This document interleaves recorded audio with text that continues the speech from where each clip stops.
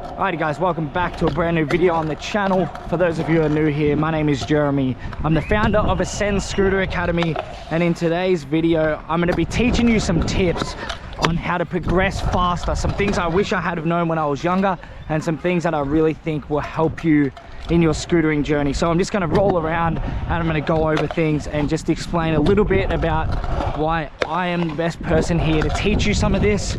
So I'm 30 years old and I've been riding for about 18 years or so, and I've had a pretty successful career. Although I'm retired now, I do run a business with a fair few scooter coaching clients, and I have coached over 500 people or 500 kids in the industry on how to get better at this. So I'm dedicating this channel to that. So while we ride around today, I'm going to give you some really cool in-depth tips on what you can do to progress faster, or what you can do to be a better rider from the start, and things I wish I had have done from the start, but back in my day they weren't available. So stay tuned for this video, smash the thumbs up button, and we'll get into it. Let's go. Okay guys, in no particular order, the first tip is one of the most valuable, I think, and that is to get good at this. Bar spin. Bar spin one way, bar spin the other way. Okay, why is this so important? Trust me guys, you're gonna want to get really good at doing the bar spin for later on in your career, okay? Because you're gonna want to be able to do buttercup to bar, bri to bar, and land in bar spin proficiently. And the only way to do that is by practicing the bar spin, okay? So what do I mean by this, and why is it so important? What I want you guys to do, and what I didn't do when I was a kid, is bar spin absolutely everywhere. Every bit of free time you get, chuck a bar. Every time you come up a bank, chuck a bar. Every time you go into stall, chuck an oppo bar. Same here, oppo bar. Everywhere you go that is free time, chuck a bar spin or a tail whip or whatever you're trying to get better at. But trust me, getting really good at the bar spin is going to change your game. It's something you don't think about, so make sure you're doing that. Okay, the next tip, which is actually a funny one, because to guys that know me personally, they'll know I definitely neglected this when I was a kid. All right, so I'm going to jump off my scooter for this one, and that is getting the right size bars, okay? How do we know what the right size bars are? If you go too low and too small, you're going to struggle. Trust me guys, take it from an ex-professional that had the smallest bars in the industry, apart from Coda. I think his was smaller than mine, but I had definitely small bars. Now I'm running some really big bars. Okay, so reason you should learn on the right size bars is so that you can carry over all of your tricks. Let's keep riding because it's boring. I'm going to do an inward out of here. Okay, good. So you want the right size bars straight away, so that way you don't have to change throughout the course of your career. Once you've hit your growth spurt, guys, once you're about 14 years old, 14 or 15 years old, you should be able to get the bars that are most comfortable for you forever. Okay, so when you're a little kid, I suggest getting bars that are the right height. Now, how do we know what the right height is? Let's go. I'm hoping you can see this actually. So what I do is I push my hips up against my bar like this, and I lean my hands over like this. Now, if the bar sits in this part of my wrist here, right there, that is the right height for me.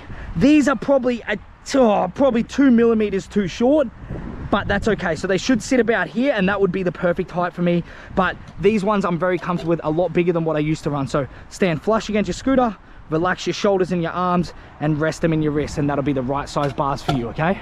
Okay, tip number 3, absolutely hilarious. I know these are boring, guys. I know you probably don't even like this style of video, and that's fine, but this channel is literally just about giving you raw facts, okay? So the raw fact number 3 is, when you're a beginner, intermediate, whatever, do not avoid street riding. Ledges, rails, everything, okay? Take it from me, again, these are mistakes that I've made. I am utterly crap at street riding still to this day. Even after 20 years of being on the scooter, I can barely do a down rail, but because I completely avoided it.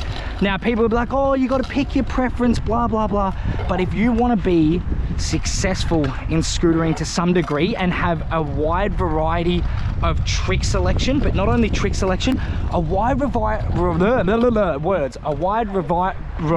seriously, I can't even talk, a wide variety of content creation ideas, a wide variety of being able to ride and have fun. Definitely do not neglect street and ledges, guys. So start off with ledges and gutters like this, progress to down rails, and be able to do it. Spend a little bit of time. So let's say you're a park rider, let's say 80% on the park, 20% on the street is enough. And if you do that compounding over many years, you will be good. Do not avoid it, trust me, have a go at it.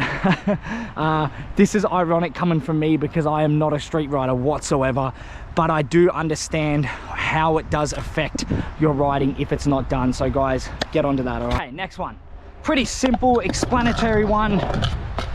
Learn to catch your tricks as quickly as possible. Watch as many videos, absorb as much content as you can, and practice as much as you can about catching your tricks. I recall that it wasn't until my second or third year of riding properly that I could actually catch my tricks and understand how to do it, sorry. You guys will see that on my channel, on Ascend Scooter Academy channel, we focus a lot on that triangle and keeping things center of balance and using our feet unilaterally. Everything that I've taught in there, the reason I'm so harsh on teaching that is because I know the implications if you can't catch your tricks. I know how much it holds people back from riding. I've met many kids that I've coached that have been well into the intermediate level and still can't catch their tricks. And that's a serious issue for them. And that's why they come to me, because they can't progress any further without catching. They can't jump boxes, they can't jump spines, they can't trick air, they can't do anything because they can't catch their tricks yet, or they don't understand how to. And the bad habit of clamping your feet together has been instilled in them since day one, and they haven't transitioned to the split leg method or being able to use their feet unilaterally yet. So guys, learn to catch your tricks as quick as possible. I know it's frustrating. Watch my videos, watch other videos. I don't mind. Just make sure you learn to catch your tricks as quick as possible, okay? Learn to use both limbs. Learn to use all limbs unilaterally as quick as possible. Guys, that's gonna do us for today. It's really, really hot out. If you guys enjoyed this at all whatsoever, whether you did or you didn't, let me know. But if you did, let me know in the comments if you want some more of these. I have literally probably a list of 70 things that I think are important for you guys to learn.